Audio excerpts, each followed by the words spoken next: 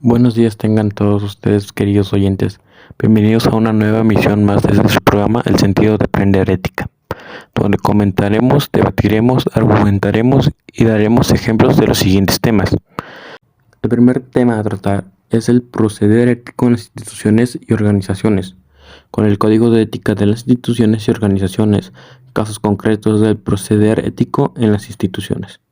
El segundo tema a tratar es la responsabilidad social de las instituciones, junto al desarrollo del concepto de responsabilidad social y el contexto actual de la responsabilidad social. El último tema es el derecho humanos laborales, con los conceptos generales y la observación de los derechos humanos laborales. Para poder comentar estos temas de interés social, contamos con el apoyo de mis compañeras Marisa Hernández, de Luz del Carmen Martínez Morales y Darina Suani Ramírez Rosas. Adelante. Hola, un placer poder estar con ustedes.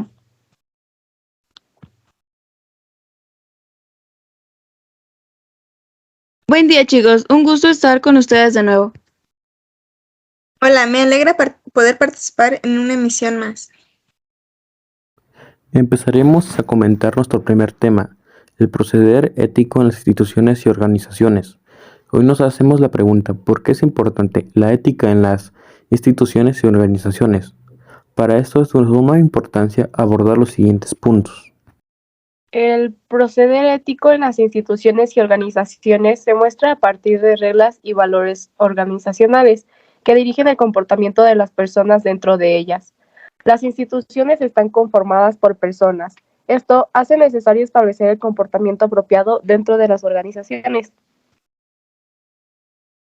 También tenemos como el objetivo final es lograr las metas y los objetivos planteados de la forma más eficiente y armónica posible. Por tal motivo, cada institución tiene un código de ética en el que describen las normas que deben seguir las personas que hacen vida laboral en esta, con el objetivo de no entorpecer las actividades diarias de una organización.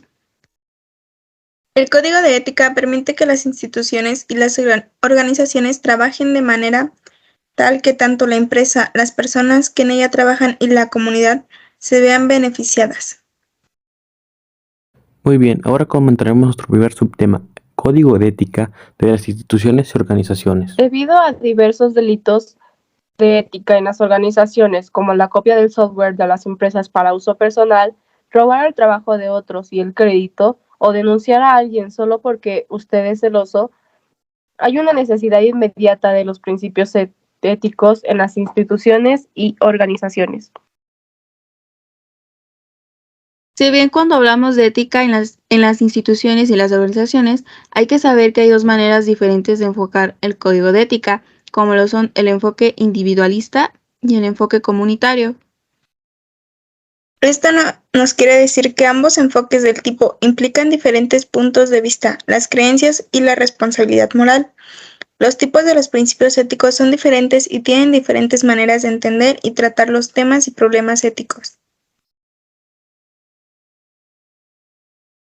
Por lo general, cuando hay debates celebrados en las organizaciones en relación con la ética en general, estos son individualistas y sin responsabilidades morales.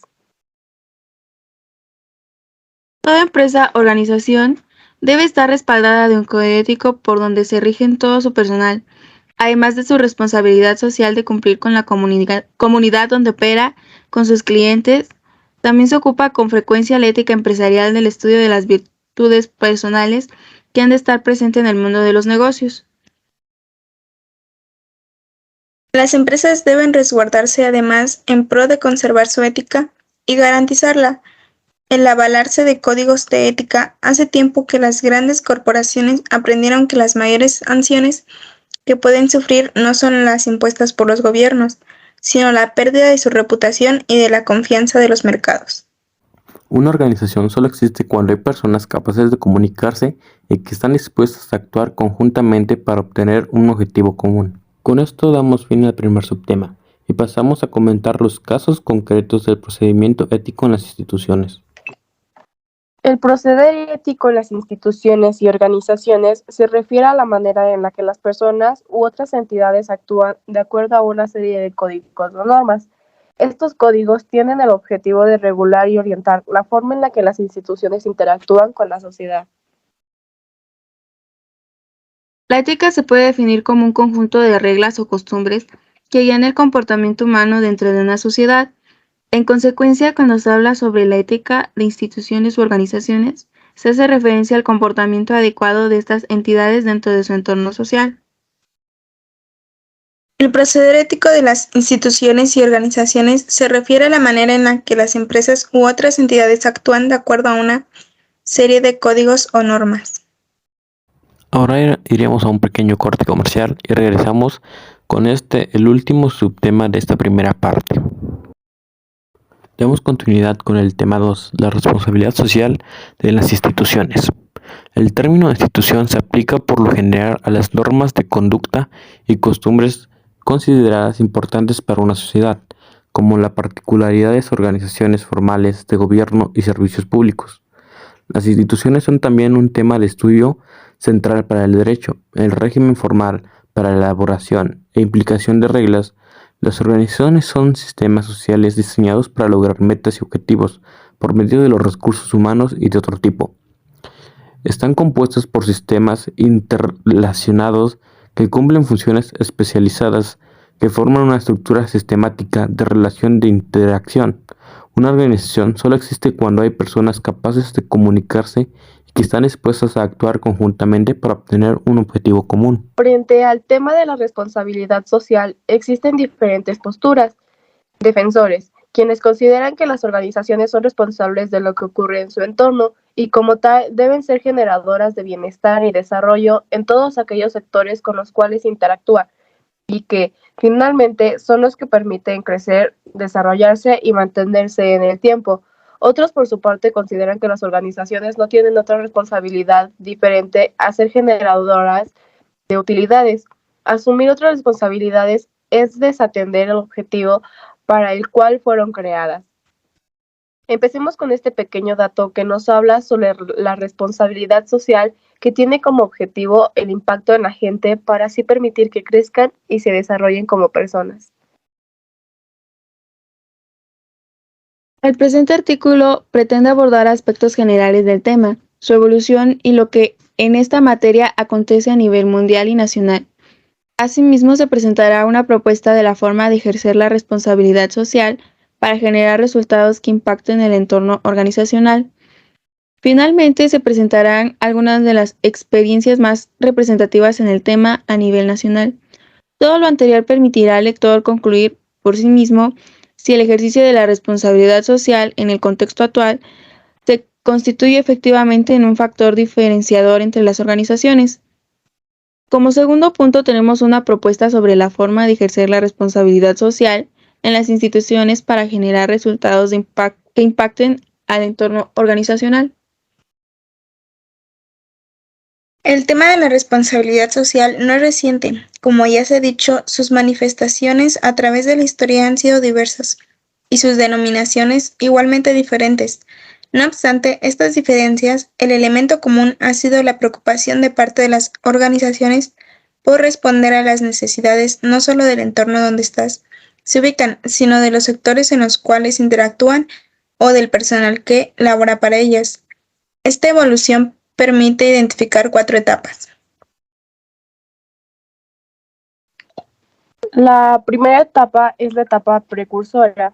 Ahora bien, es con Robert Owen y James Montgomery que se inicia la era denominada del mejoramiento industrial, posteriormente conocida como capitalismo de bienestar. Pero solo es hasta 1870 que se consolidó la coalición entre el clero, los periodistas, los académicos y los capitalistas, con el objetivo de generar las cualidades mentales y morales de la población trabajadora. En la segunda etapa nos encontramos con las consecuencias económicas, sociales y políticas de la Segunda Guerra Mundial, las cuales abrieron el debate sobre la responsabilidad que tenían las empresas de contribuir al mejoramiento de estas secuelas. Posteriormente, los cambios ocurridos en la época de los 60, especialmente en la sociedad norteamericana, motivaron una reflexión en torno a la responsabilidad de las organizaciones en la solución de problemas de la sociedad y en la necesidad de trascender su función exclusivamente económica. La tercera etapa. Esta etapa corresponde al periodo de los años 80. En esta se da el gran debate sobre el papel de las empresas en la sociedad y su responsabilidad con respecto a los daños o riesgos generados por su proceso productivo. Algunos gobiernos intervienen a través de normas y legislaciones orientadas a la protección del medio ambiente como interés público y se va consolidando más el concepto de responsabilidad social como respuesta de las organizaciones a las necesidades de los diferentes sectores de los cuales éstas interactúan.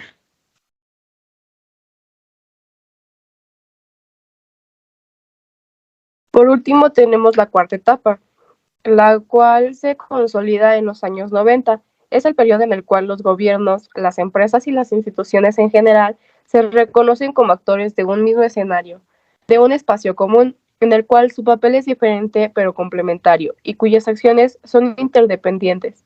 Se considera que la gestión social que realizan no es rentable, sino estratégica, en la medida que reconocen su sobrevivencia, está en relación directa con la calidad de sociedad en la cual se desenvuelve. El papel que se le exige a la empresa es el ejercer la ciudadanía corporativa, como un ciudadano ejemplar que debe interactuar en la sociedad de la cual hace parte. Si bien podemos darnos cuenta que se dividen en 4 partes, de las cuales se dividen en épocas y años distintos, por los que nos podemos imaginar que cada una es muy diferente y tiene un punto a tratar muy distinto al anterior. Las instituciones son mecanismos de orden social que procuran normalizar el comportamiento de un grupo de individuos. Las instituciones, en dicho sentido, trascienden las voluntades individuales al identificarse como la imposición de un propósito, en teoría considerando como un bien social, es decir, normal para este grupo. Ahora comentaremos nuestro primer subtema, el desarrollo del concepto de responsabilidad social. El término responsabilidad social corporativa se utiliza frecuentemente en dos contextos diferentes, para describir lo que de hecho está haciendo la empresa y para describir lo que debería estar haciendo, es decir, un enfoque descriptivo y uno normativo. Las acciones sociales del sector privado complementan el quehacer estatal. Son numerosos los ejemplos en los cuales el sector privado está realizando una contribución importante. Es necesario considerar que la tendencia hacia la globalización ha creado nuevos retos para el sector privado en lo relativo a sus obligaciones y responsabilidades con respecto a la sociedad en general. El objetivo de este podcast es lograr una aproximación y diferenciación de los conceptos de responsabilidad social y balance social, para así tener una mejor convivencia y desarrollo como persona en el ámbito institucional. En las últimas 2 décadas del siglo pasado, se comienza a debatir más ampliamente el término responsabilidad social institucional y en diferentes ámbitos académicos y organizacionales es aceptado cada vez más. En un sentido más general, la responsabilidad social corporativa puede describirse como la responsabilidad que la empresa tiene o asume frente a la sociedad en general. Otro concepto que ha ganado una amplia aceptación es el de la sostenibilidad, el cual surge de la creciente preocupación mundial sobre el ambiente. En consecuencia, el término ha sido objeto de un uso más extenso, cubriendo igualmente áreas tales como derechos humanos, aspectos laborales y corrupción. El término responsabilidad social corporativa se utiliza frecuentemente en dos contextos diferentes para describir lo que de hecho está haciendo la empresa y para describir lo que debería estar haciendo. Es decir, un enfoque descriptivo y uno normativo. La responsabilidad social de las instituciones las podemos ver como un término que ha sido objeto que cubre áreas como los derechos humanos, aspectos laborales y de corrupción, aunque también se puede decir que la responsabilidad se puede interpretar como para describir lo que se hace para tener esta misma en el ámbito social de las instituciones. Para comenzar a adentrarse en el tema de responsabilidad social empresarial, como tal, es importante ubicarse en la evolución histórica del concepto para entender e identificar qué sucede frente al tema de la actualidad. Se parte entonces de un análisis evolutivo, integrado en fases, a saber, fase inicial ocurrió durante el siglo XIX y la primera mitad del siglo XX. En este periodo no existe la responsabilidad social como tal, ya que las distintas instituciones y organizaciones eran las que proporcionaban soluciones a los problemas sociales y que pudieran plantearse. Si bien podemos empezar por la primera fase, la cual se cristaliza en la primera mitad del siglo XX. En ella surge espontáneamente la participación voluntaria por parte de las organizaciones en la comunidad y por ello estas comienzan a aceptar la existencia de la responsabilidad de participar en el bienestar de la sociedad a partir de la realización de actividades filantrópicas puntuales. Como segunda fase tenemos que se ubica en la segunda mitad del siglo XX, ya que la comunidad en general comienza a tomar conciencia sobre la capacidad del sector privado para influir y solucionar los problemas sociales, al reconocer los daños y riesgos que con su actividad ocasionaba en el entorno.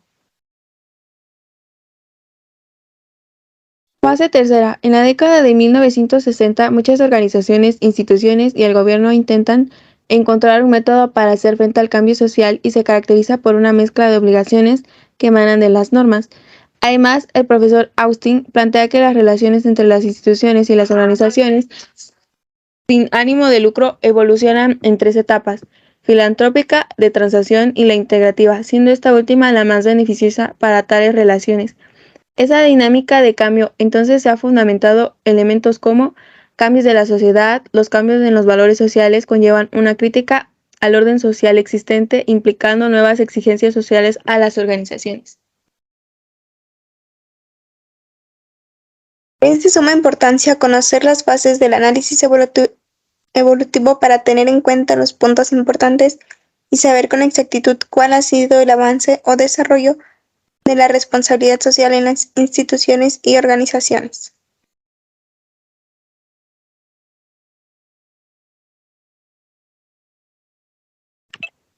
La responsabilidad social surge al combinar diversos ámbitos indispensables para la sociedad. Estos sectores son el económico, medioambiental y por supuesto el social, en un marco de gobernabilidad. La responsabilidad social empresarial nos lleva a entender que en cualquier negocio forma parte de la sociedad y tiene el deber de influir positivamente en ella. Por ello, este concepto está ligado con la sustentabilidad, sostenibilidad, economía circular y los 17 Objetivos del Desarrollo Sostenible de la ONU.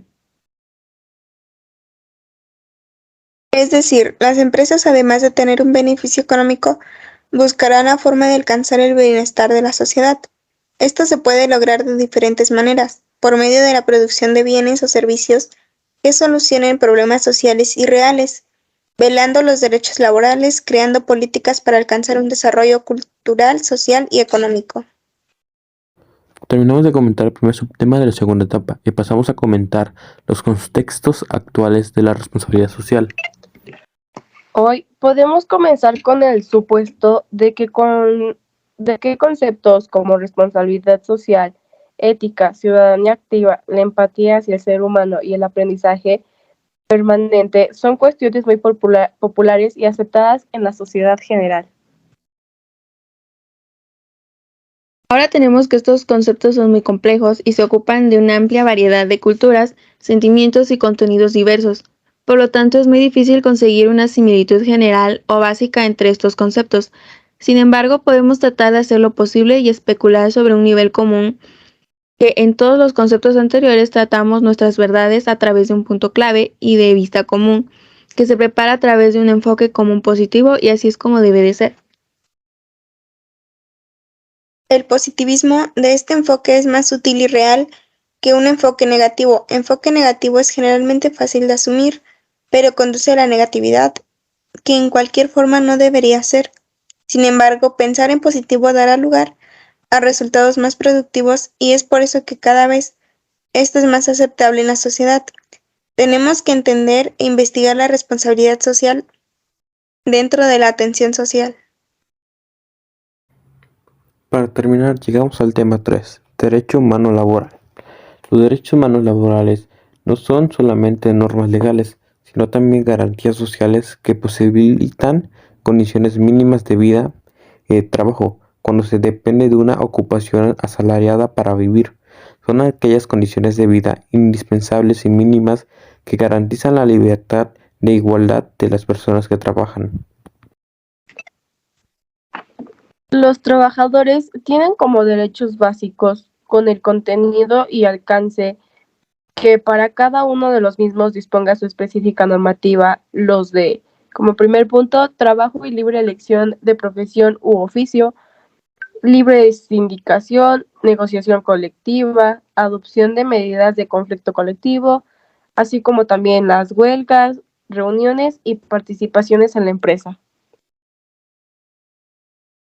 Ahora también tenemos las que en relación de trabajo, los trabajadores también tienen derecho a la ocupación afectiva, a la promoción y formación profesional en el trabajo, así como también a no ser discriminados por el empleo.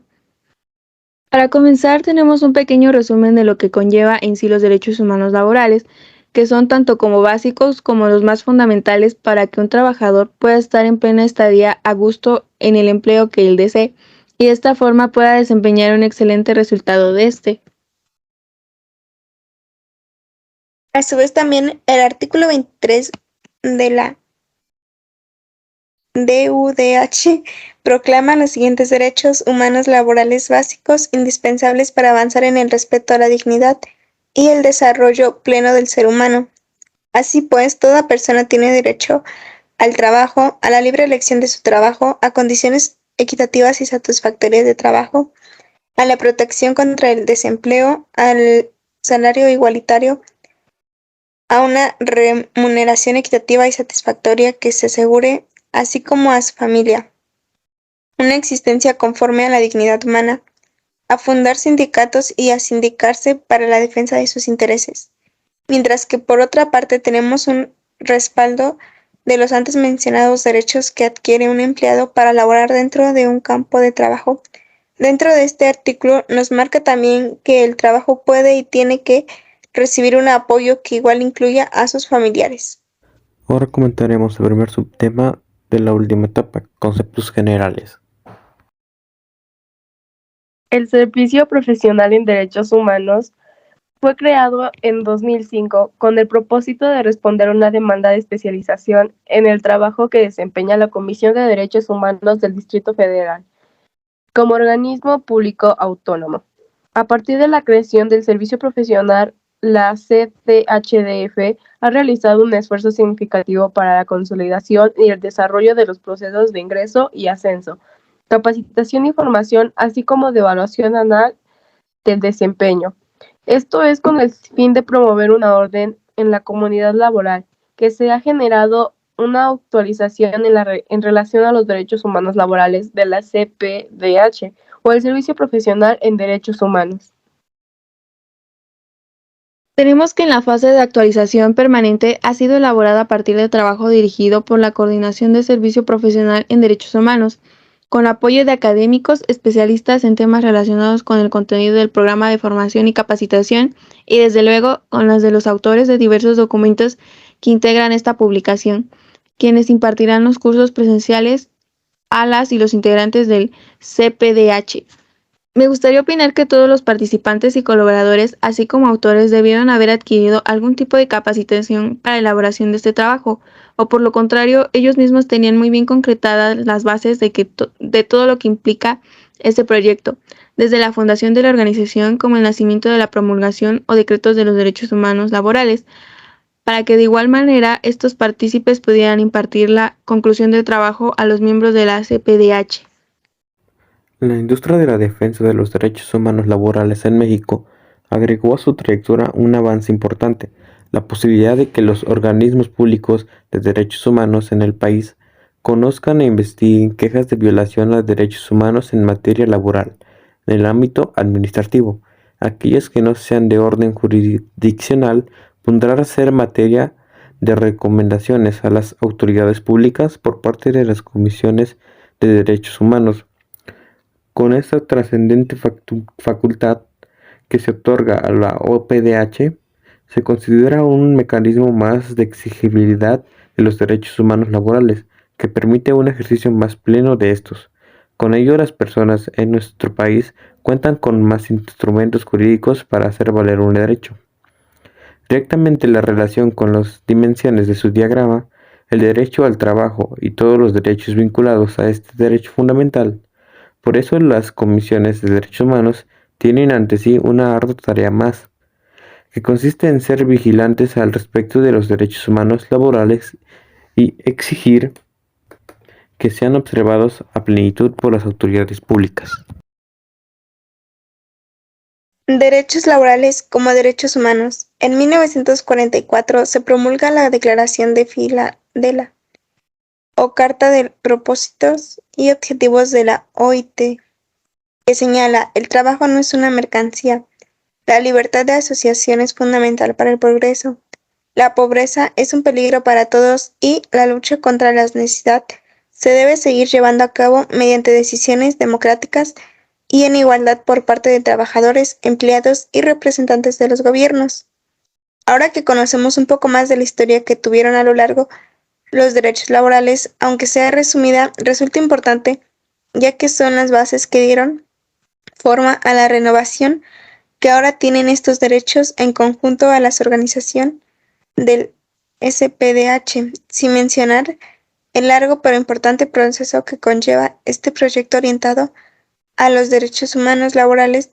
Podemos concluir que hubieron muchos factores y personas involucradas que dieron lo mejor de sí mismos para obtener un trato justo en lo que consta del ámbito laboral y todo su entorno.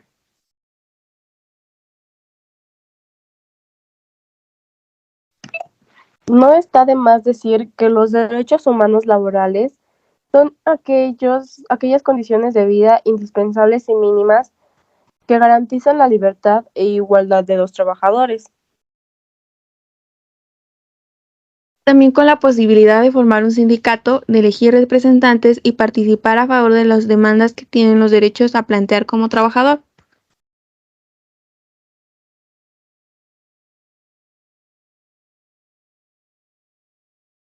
Los derechos humanos laborales no son solamente normas legales, sino también garantías sociales que te posibilitan condiciones mínimas de la vida y de trabajo cuando dependes de una ocupación asalariada para vivir.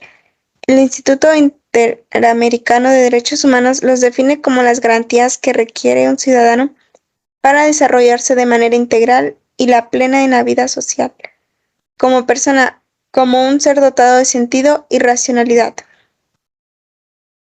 Terminamos con este subtema y pasamos a comentar el último punto de este tema, la observancia de los derechos humanos laborales. El derecho laboral es el resultado de los aportes de muchos sectores sociales. Al final, no le quedó más remedio a los gobiernos que acceder a las demandas de los trabajadores, iniciándose así el intervencionismo del Estado en la regulación de las relaciones entre obreros y patrones. Como era de esperarse, muchos factores influyen en el derecho laboral. En este caso, el ámbito social, donde varias clases o sectores son involucradas, por lo cual tanto como el gobierno y las empresas, que son las encargadas de generar trabajos, se ven acorraladas a ser accesibles a los demás, y acuerdos que soliciten los trabajadores para mantener una buena relación entre lo que comúnmente llamamos obreros y patrones. Tenemos que también el derecho laboral es una rama del derecho cuyos principios y normas jurídicas tienen por el objeto de la tutela del trabajo humano, productivo, libre y por cuenta ajena. El derecho laboral o el derecho del trabajo es el conjunto de principios y normas jurídicas que regulan las relaciones entre empleadores, trabajadores y las asociaciones sindicales y el Estado.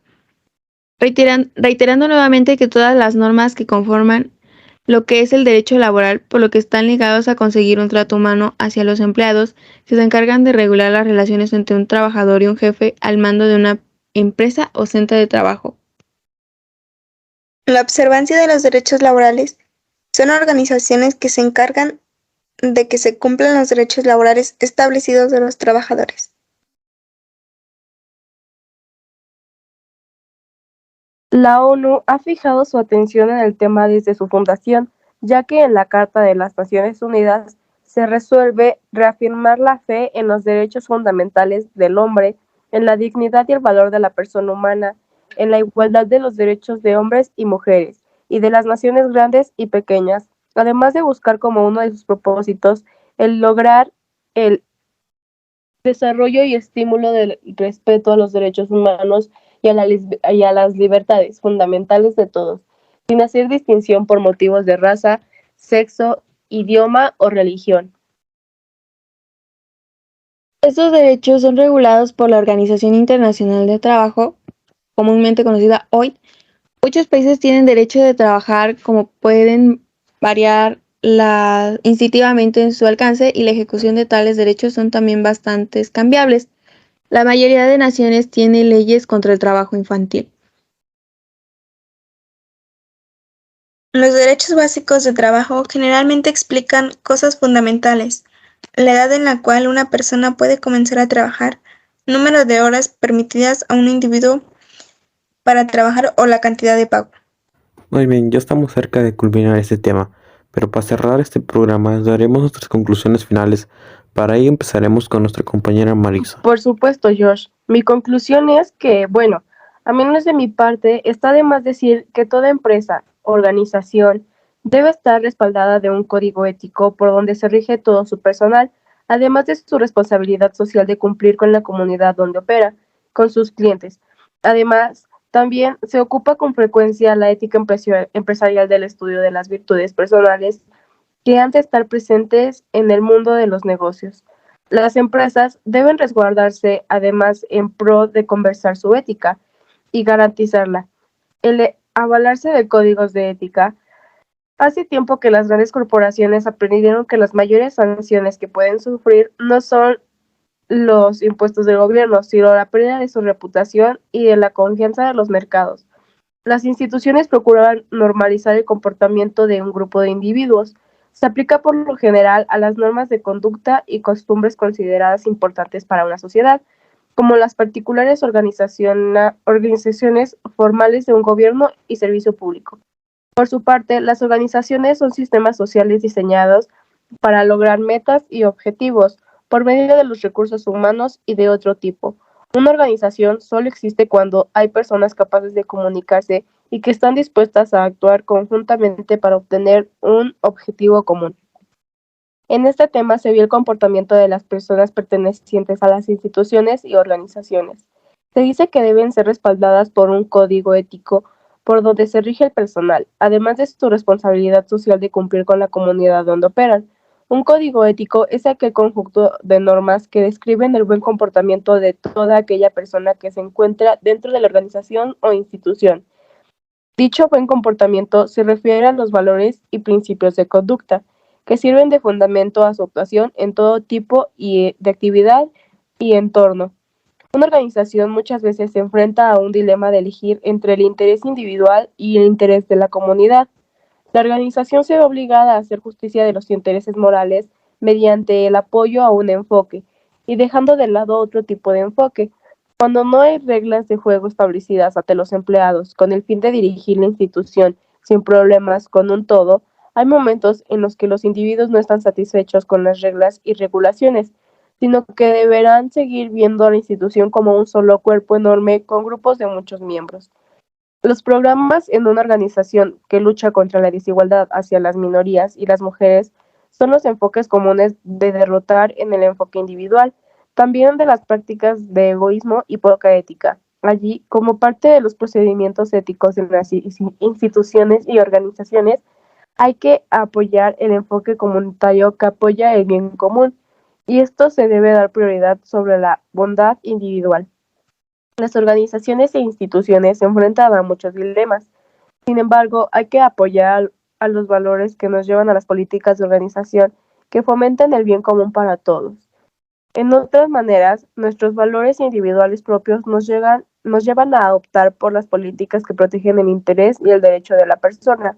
El mayor reto de la organización es la creación de los códigos de ética que apoyan y están diseñados para apoyar tanto los intereses comunes como los individuales. El código de conducta o el comportamiento son unidos con el código ético para los empleados. Por lo tanto, siempre será un pilar de integridad y reputación para cualquier institución y organización. Su intención es de apoyo al valor y la cultura de profesionalismo, honestidad, integridad y la imparcialidad. Finalmente, diríamos que es una responsabilidad profesional que tiene una persona de ser justo y honesto, para aumentarle a la persona una tarifa de integridad, aludiendo su imagen frente a la empresa, en las instituciones y organizaciones. Me pareció muy interesante tu opinión sobre estos temas tan interesantes, Pero ahora dinos Luz, tus conclusiones sobre este tema.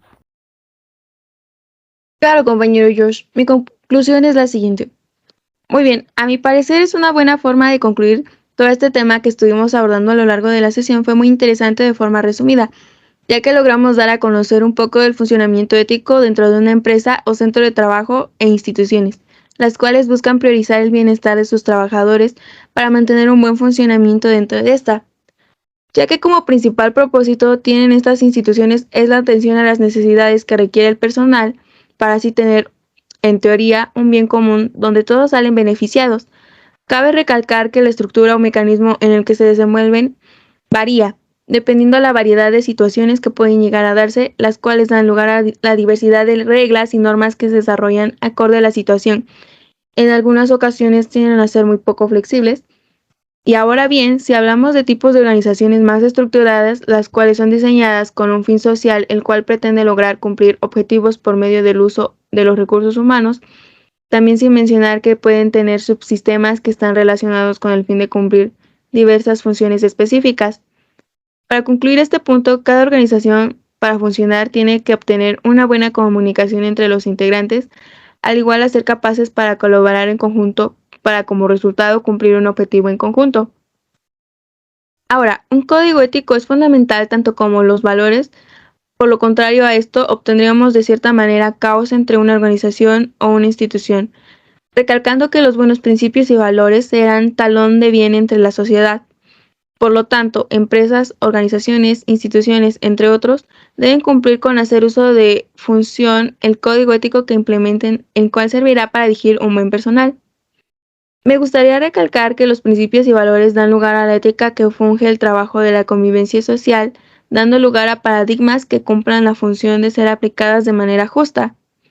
Viéndolo de un lado en el que el mundo laboral está haciendo uso de la ética, sus características recaen como guía de cómo conducir al personal y a su vez de regular los conflictos internos en el personal o terceros mediante acuerdos para corregir conductas.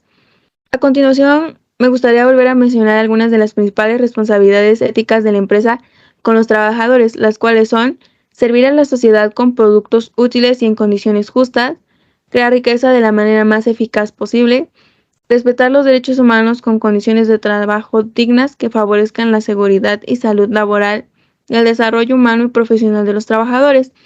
También procurar la continuidad de la empresa y, si es posible, lograr un crecimiento razonable. También tenemos que el respetar el medio ambiente, evitando en lo posible cualquier tipo de contaminación, minimizando la generación de residuos y racionalizando el uso de recursos naturales y energéticos. Cumplir con rigor las leyes, reglamentos, normas y costumbres, respetando los legítimos contratos y compromisos adquiridos. Y por último, procurar la distribución equitativa de la riqueza generada. Para finalizar, tanto como instituciones, organizaciones y diferentes estructuras manejan un diferente uso de su código ético, ajustándose al sistema que emplee con sus empleados para el buen manejo del personal, obviamente priorizando las necesidades que presenten los trabajadores. Como resultado de este se obtiene un bien común tanto dentro de cualquier organización como socialmente. De mi parte sería todo para mi conclusión. Qué interesante, Luz. Me parece que abarcas bastantes temas. Continuamos con nuestras conclusiones. Dime, Sony, ¿a qué conclusión llegaste después de comentar estos temas de interés para todos? En conclusión, los dos tipos de enfoques éticos, es decir, los enfoques individualistas y comunitarios, contribuirán a aumentar el poder de comprender y resolver los problemas de las instituciones y organizaciones en forma más sistemática. Una organización muchas veces se enfrenta a un dilema de elegir entre el interés individual y el interés de la comunidad. Cuando no hay reglas establecidas ante los empleados con el fin de dirigir la institución sin problemas como un todo, sino que se deberá seguir viendo la institución como un solo cuerpo enorme con grupos de muchos miembros. Los programas de una organización que lucha contra la desigualdad hacia las minorías y las mujeres son los enfoques comunes de derrotar en el enfoque individual, también de las prácticas del egoísmo y poca ética. Hay que apoyar el enfoque comunitario que apoya el bien común y esto se debe dar prioridad sobre la bondad individual. Los valores que nos llevan a las políticas de organización que formen el bien común para todos. En otras maneras, nuestros valores individuales propios nos llevan a optar por las políticas que protegen el interés y el derecho de una persona. El mayor reto de la organización es la creación de los códigos de ética que apoyan y están diseñados para apoyar tanto a los intereses comunes como los individuales. Solo hace unos años, pocas instituciones y organizaciones realmente tomaron la ética y los principios como un elemento vital para crecer. La gente en la primera posición en la compañía piensa gran cantidad de veces en la planificación de las estrategias para aumentar los beneficios, la estrategia de marca y los planes funcionales que no se molestan siquiera por los problemas éticos de la empresa. La ética y la moral solo se consideran problemas de finanzas y departamento legal. Y también hay problema para los recursos humanos, pero ahora las organizaciones se han dado cuenta del papel del principio ético en el mejoramiento de la empresa y el comportamiento de los empleados hacia las políticas de empresa. Las organizaciones se han dado cuenta de que los empleados tienden a cometer un crimen tan pequeño como el robo de los accesorios de la compañía o copia de software importante de la compañía. En las instituciones más grandes hay posiciones para el oficial de ética y muchas instituciones pequeñas pueden usar la ayuda de consultores expertos en consulta ética. Ese como ejemplo. Estas prácticas llevan a desarrollar en una institución un ideal de personal leal, de trabajo y crecimiento. El código de conducta es un símbolo de la conducta moral, integral y de compasión. Al final del curso le piden tomar un juramento para ser honestos a su profesión, ya sea como en el caso de medicina, que tienen que jurar salvar vidas. El código ético es adoptado por la organización en un esfuerzo para apoyar a la gente que en parte de una organización y apelan el código de tomar una decisión y hacen una diferencia entre incorrecto y directamente, según las normas de la empresa, y darle la justicia todo en una organización. La ética y principios sostienen un efecto muy fuerte sobre cualquier institución en total y también como una persona sola. En el mundo corporativo, el código de conducta se remite como el código de deontología, que realmente enfoca publicaciones sociales. Según las normas de una organización, la empresa pondrá principios generales sobre valores de una organización, sobre cosas como la calidad, el objetivo, la intimidad y la cultura trabajadora. La empresa perfilará el proceso apropiado para decidir si una violación del código ético ha pasado y si ha ocurrido, entonces deberá formar un código de remedios. Esto ayuda a mantener la dignidad de una organización. El personal trabajador es salvo en el lugar de trabajo. Esto aumentará la productividad y disminuirá el número de rosadura. Eso sería todo de mi parte. Me parece bastante interesante todas las opiniones que tienen sobre la ética en las organizaciones. Así que procedo a comentar mi conclusión. Pues en sí opino que las empresas deben de respaldar en un código de ética para evitar realizar actos que puedan generar problemas tanto a las instituciones como a quienes las rodean. El proceder ético de las instituciones es la mejor publicidad que puede tener y es lo que hará que las mismas perduren en el tiempo. Si la empresa actúa acorde con la ética social, el ser humano podrá tener confianza en esta y será usuario o cliente de la misma.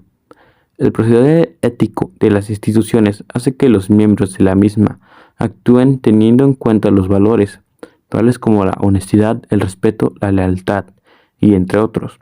Los códigos de ética deben poder ejecutarse, pues es necesario que se apliquen sanciones cuando se hayan violado las normas establecidas. También que se recompense a quienes sigan las normas. De ello dependerá el crecimiento de la institución y el fomento de las buenas relaciones laborales. Por ejemplo, cuando una persona tiene faltas injustificadas en su trabajo, es necesario que se realicen acciones para erradicar esa conducta. Entre las acciones que se pueden realizar se encuentra la descontabilidad del día del trabajo, hacerle una amonestación por escrito y entre otras. De no intentar erradicar esas sanciones, el resto de los trabajadores verán que si se falla no pasará nada y repetirán esa conducta. Esa situación genera problemas mayores para la empresa. Por eso es necesario velar por el cumplimiento del código de ética. Sobre los derechos laborales, mi opinión es que los derechos humanos protegen a quienes hacen del trabajo lírico, su modo de subsistencia y posibilidad de su ejercicio para que las personas laborales realicen sus actividades en plena libertad. Estos derechos humanos constituyen un catálogo de prerrogativas que al desarrollarse derivan en lo que podemos identificar como justicia del trabajo. Los derechos humanos laborales se encuentran íntimamente ligados a la indemnización en caso de despido sin justa o legal causa, a un salario, a una vivienda, a capacitación y adiestramiento, una jornada máxima laboral, a la seguridad social, al reparto de las utilidades, al derecho de la asociación profesional, entre muchos otros.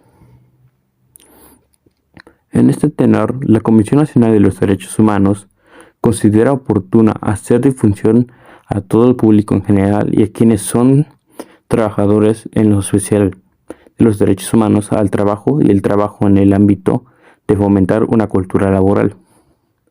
En concepto de responsabilidad social, añade el concepto originario de responsabilidad, un elemento determinante.